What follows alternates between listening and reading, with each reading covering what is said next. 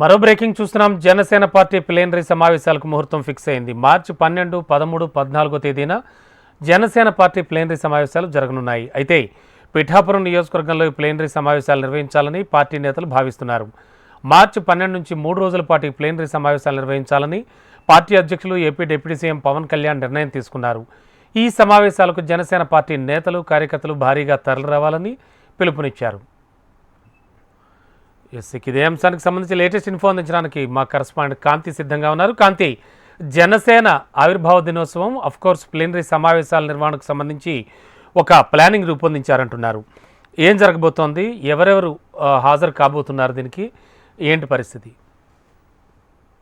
బాబు, జనసేన ఆవిర్భావ దినోత్సవాన్ని పురస్కరించుకుని మార్చి 12 నుంచి 14 వరకు 3 రోజుల పాటు పిఠాపురంలో ఏదైతే పవన్ కళ్యాణ్ అఖండ మెజారిటీతో జనసేన పార్టీని నిలబెట్టినటువంటి పిఠాపురంలో ప్లీనరీ సమావేశాలు నిర్వహించాలని ఆ పార్టీ అధినేత ఉప ముఖ్యమంత్రి పవన్ కళ్యాణ్ నిర్ణయించారు. ఈ నేపథ్యంలో ఈ ప్లీనరీ సమావేశాలకు సంబంధించి జనసేనకు సంబంధించినటువంటి రాజకీయ వ్యవహారాల కమిటీ చైర్మన్ నాదండ్ల మనోహర్ ఆధ్వర్యంలో పార్టీ కోర్ కమిటీ సమావేశం అయితే నిన్న సమావేశమైంది. అయితే 2014 మార్చి 14న ఏదైతే ప్రజాహితం కోసం పవన్ కళ్యాణ్ జనసేన పార్టీ స్థాపించారు. ఎన్నో ఒడిదుడుకులు ఎదురైనప్పటికీ కూడా పార్టీని ఆయన ముందుకు నడిపించడంలో ఆయన బలంగా నిలబడ్డారు. ఈ నేపథ్యంలో ప్రస్తుతం ఎన్డీఏ ప్రభుత్వ స్థాపనలో జనసేన పాత్ర కూడా క్రియాశీలకంగా ఉంది. కాబట్టి ఈ క్రమంలో పార్టీ ఆవిర్భావ వేడుకలను 3 రోజుల పాటు నిర్వహించాలని నిర్ణయించాం. పార్టీ సిద్ధాంతాల కోసం పవన్ కళ్యాణ్ ఆశయాలకు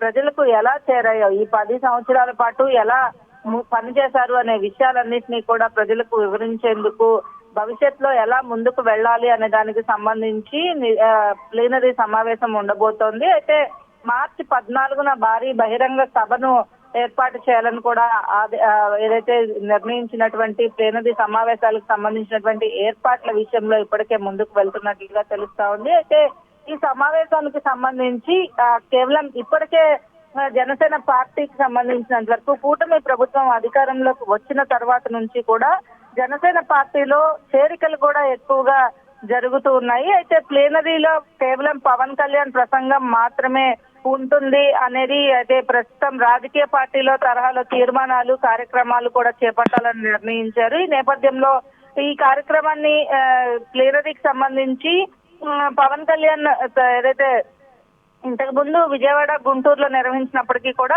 అక్కడ అఖండ మెజారిటీతో పవన్ కళ్యాణ్ గెలిచిన నేపథ్యంలో పిఠాపురంలో నిర్వహించాలని నిర్ణయించారు. అయితే ఈ జనసేన జరుగుతున్నటువంటి చేరికలు ఏవైతే ఉన్నాయో కూటమిలో చర్చించి అందరూ నిర్ణయం తీసుకున్న తర్వాత నియోజకవర్గ స్థాయి నేతల్ని ఈ పార్టీలో జాయిన్ చేసుకోవడం అనేది జరుగుతోంది. ఈ నేపథ్యంలో ఈ ప్లీనరీ సమావేశాలలోనే కొంతమంది ఎక్కువగా జాయినింగ్స్ కూడా ఉండే అవకాశం కనిపిస్తా ఉంది. అయితే కొంతమంది ఎవరైతే పార్టీలో కొంత సీనియర్ లీడర్స్ ఉన్నారో, రాష్ట్ర వ్యాప్తంగా సీనియర్ లీడర్స్ అంతా కూడా జనసేన పార్టీ వైపు ఆసక్తి చూపిస్తున్న నేపథ్యంలో ఈ ప్లీనరీ సమావేశాలలో ఎలా ముందుకు వెళ్ళబోతున్నారు, ప్రస్తుతం కొత్తగా జాయిన్ అయిన వాళ్ళకి కూడా ఒక దిశానిర్దేశంతో పాటు 10 సంవత్సరాలుగా పార్టీ కోసం, జనసేన పార్టీ కోసం కష్టపడిన వారు ఎవరైతే ఉన్నారో వారందరినీ కూడా ఈ ప్లీనరీ సమావేశాల ఆహ్వానం పలుకుతూ వీరికి ప్రత్యేక ఆహ్వానం ఉంటుందని కూడా తెలుస్తోంది. అయితే మొత్తంగా ప్రస్తుతం ఈ 10 సంవత్సరాల పాటు ఎలా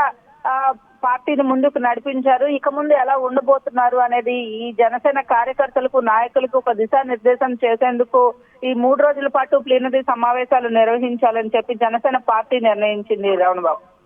ఓకే, థ్యాంక్ యూ కాంతి.